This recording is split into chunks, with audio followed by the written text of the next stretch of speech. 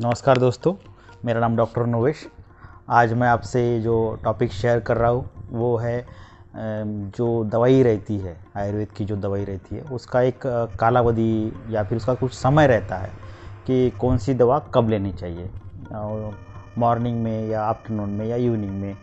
तो हर एक बीमारी के हिसाब से दवाई का जो समय है वो ग्रंथकारों ने, जैसे चरक संहिता में पुनर्वसु आत्रेय जी ने बताया है, या फिर सुश्रुत संहिता में, या फिर काश्यप संहिता में, या फिर अष्टांग संग्रह में या अष्टांग हृदय में जो वाग्भट के द्वारा रचित है, अष्टांग संग्रह अष्टांग हृदय। इस जो ग्रंथ है ये काफ़ी पुराने ग्रंथ है। लगभग कह सकते हैं इसका अगर हम एग्जैक्ट अगर बताएंगे तो ईस्वी सन पूर्व जिसे कहते हैं तो 2250 या फिर 2300 के आसपास में, तो वहाँ से इसका जो रेफरेंस मिलता है या फिर वहाँ से उसका कुछ स्टार्टिंग मिलता है कि ये जो ग्रंथ है वहाँ से शुरू हुए होंगे, जैसा चरक संहिता और सुश्रुत संहिता मेनली। बाकी फिर अष्टांग संग्रह अष्टांग हृदय ये तो 5 और 6वीं शताब्दी या 5.5 और 6ठी शताब्दी, तो ये शताब्दी में आते हैं। जैसे कुछ शारंगधर संहिता है, माधव निदान है, भाव प्रकाश है, या फिर अभी के कुछ आते हैं फिर ग्रंथ। माधव निदान 6वीं में आता है, 6ठी शताब्दी में। तो इस तरह से ये ग्रंथ का कालावधि अपना है, अलग अलग ग्रंथकारों ने, आचार्यों ने इसको लिखा गया है। लेकिन मैं आपको बताऊंगा कि इसका जो वर्णन है, जिसे कहते हैं कालावधि या औषध सेवन काल, इसका एक वर्ड आता है औषध सेवन काल। तो मेडिसिन आपको कब लेनी है, कब कौन से समय में लेनी है, वो डिपेंड करता है आपके डिसीज़ के ऊपर। आप किस व्याधि से ग्रसित है उसके हिसाब से इसका वर्णन है। आप में कौन सा दोष प्रकोप है, या फिर कौन सा जो पंच जो वायु है, 5 प्रकार की जो वायु है उसमें कौन सा वायु प्रकोप है, और उस कारण से आपका जो व्याधि है बना हुआ है उसके हिसाब से ये जो आहार है वो चलेगा। तो मैं कुछ आपको नाम बताऊंगा, उसमें मेनली आते हैं, अगर एकदम मैं डिसीज़ का नाम या फिर व्याधि कौन से जिससे कहते हैं कि प्राणवायु से है या समान वायु से है या व्यान वायु से है, उसके हिसाब से उसका सेवन काल। तो अभी जो चल रहा है, कोविड की स्थिति चल रही है, इसमें अभी ओमिक्रॉन का भी हो रहा है कि ओमिक्रॉन के इसमें क्या क्या लक्षण है, आपको सभी को पता ही है। फिर उसमें अगर हम मोटा मोटी कहेंगे कि सर्दी खांसी ज़्यादा रहती है, तो इसके लिए मुहुर्मुहुर दवाई का प्रयोग बताया गया है। मुहुर्मुहुर मीन्स आपको बार बार दवाई लेनी है, मीन्स एक एक घंटे बाद में या 2 घंटे बाद में इसका सेवन करते रहना चाहिए। अगर आप सर्दी से ग्रसित है, प्रतिशाय जिसे कहते हैं, या फिर श्वास कास के विकार है जिसको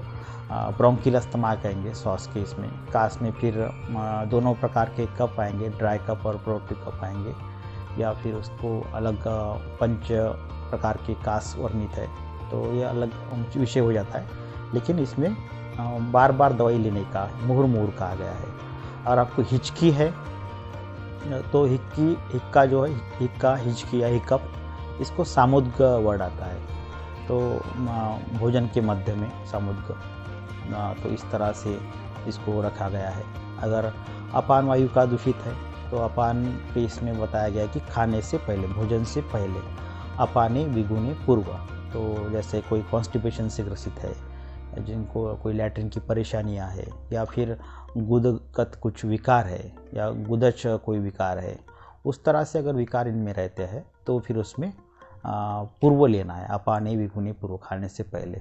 समाने मध्य भोजन, अगर समान वायु का अगर कोई व्याधि है आपको, जैसे समान मीन्स अग्नि के हिसाब से रहता है, जठराग्नि के उसको देखते हैं हम, जठराग्नि मीन्स पाचन करना उसको, तो समान वायु का, तो वो अगर आपका ग्रसित है, एब्डोमिनल कुछ डिस्कम्फर्ट है, प्रॉब्लम है, जो नाभि के ऊपर कह सकते हैं, जिसको गैस्ट्रिक जूस जिस तरह से वहाँ पे सिक्रेट होता है, तो वहाँ का उसका स्थान, तो समाने मध्य भोजन है का, तो खाने के मध्य में उसको लेना है।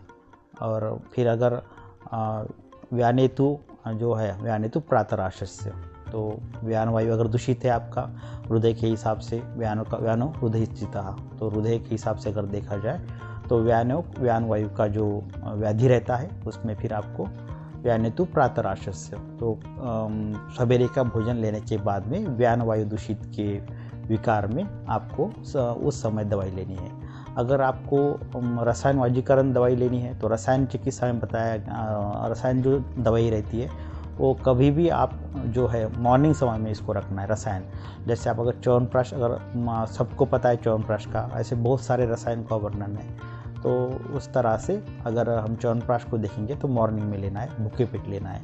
आपका कोष्ठ शुद्धि करके, अगर कॉन्स्टिपेशन बना हुआ है वो शुद्ध करके आपको रसायन लेना है या फिर च्यवनप्राश लेना है। आपका अगर पेट अगर गड़बड़ है, कॉन्स्टिपेशन है, आपको पचन बराबर नहीं है, आपका पेट फूला हुआ रहता है, लैट्रिन साफ नहीं होती, उस कंडीशन में आपको च्यवनप्राश लेने का कोई मतलब नहीं रहता है।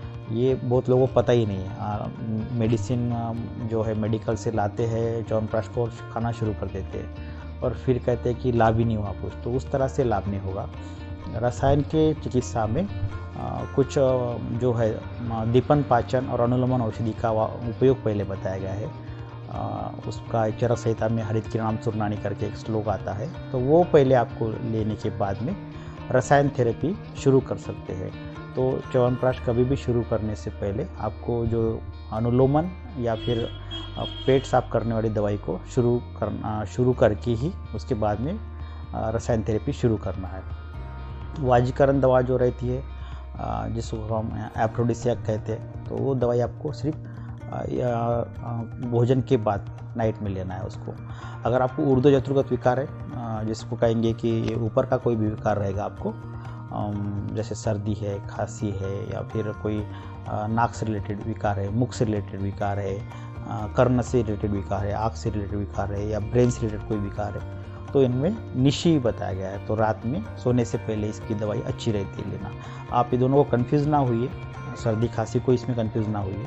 सर्दी खांसी का मुहुर्मुहुर ही आएगा, बार बार दवाई लेने का आएगा, लेकिन ये जो मैंने कहा कि आँख का डिसीज़ है, आई से रिलेटेड डिसीज़ है, नोज से रिलेटेड डिसीज़ है, मुख से रिलेटेड डिसीज़ है, या फिर ये ऊर्ध्व जत्रुगत बताया गया है। ऊर्ध्व जत्रुगत मीन्स क्लेविकल के ऊपर वाला जो भी पार्ट है उसका अगर डिसीज़ रहा, ब्रेन से रिलेटेड डिसीज़ है, तो उसमें रात को दवाई लेने का प्रावधान बताया गया है। तो इस तरह से आपको रात को दवाई लेनी है।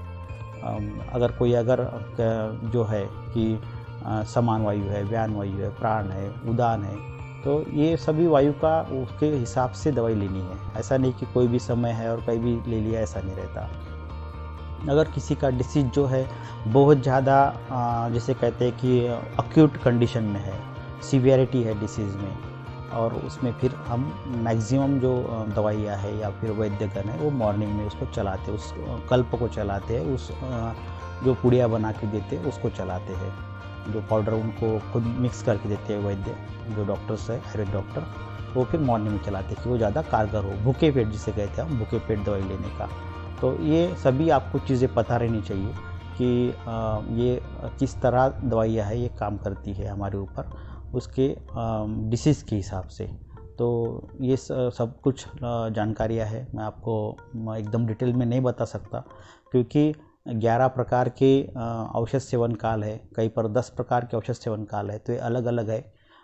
सामुद्र है, मुहुर्मुहुर है, निशी है, कालांतर है, जैसा मैंने कहा कि अपाने विगुणे पूर्व समाने मध्य भोजन व्यानेतु प्रातराशस्य। तो ये सब कुछ जो है ग्रंथकारों ने बहुत बारीकाई से लिखा गया है।